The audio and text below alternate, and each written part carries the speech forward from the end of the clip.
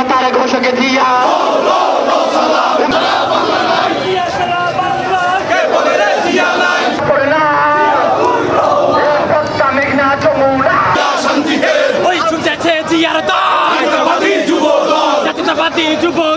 এদেশের নির্বাচনকে বানচাল করার জন্য বাংলাদেশে তথাকথিত মব সৃষ্টি করছে, হত্যার রাজনীতি করছে, জিয়াউর রহমান সম্বন্ধে কটূক্তি করছে, রাজনৈতিক বিভিন্ন নেতা কর্মীদের নামে কটূক্তি করছে। বন্ধুরা আমার, আমরা হুঁশিয়ারি উচ্চারণ করে বলতে চাই, যতই ষড়যন্ত্র করা হোক, বাংলাদেশে অতি সত্বর যথাযথ সংস্কার এবং বিচার সম্পন্ন করে নির্বাচন দিতে হবে। বন্ধুরা আমার, নির্বাচন নিয়ে কোনো প্রকার তালবাহানা সহ্য করা হবে না।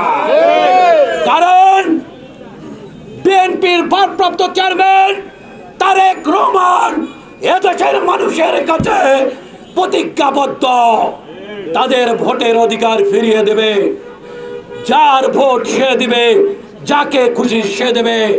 আর সেই নির্বাচন নিয়ে যদি কোনো প্রকার তালবানা হয়, বাংলাদেশি জাতীয়তাবাদের শক্তি আবারও রাজপথে নামতে বাধ্য হবে। বন্ধুরা, সে কারণেই আমরা অন্তর্বর্তীকালীন সরকারকে বলতে চাই, দেশের এই অরাজক পরিস্থিতি, অস্থিতিশীল পরিস্থিতি যথাযথভাবে নিয়ন্ত্রণ করুন।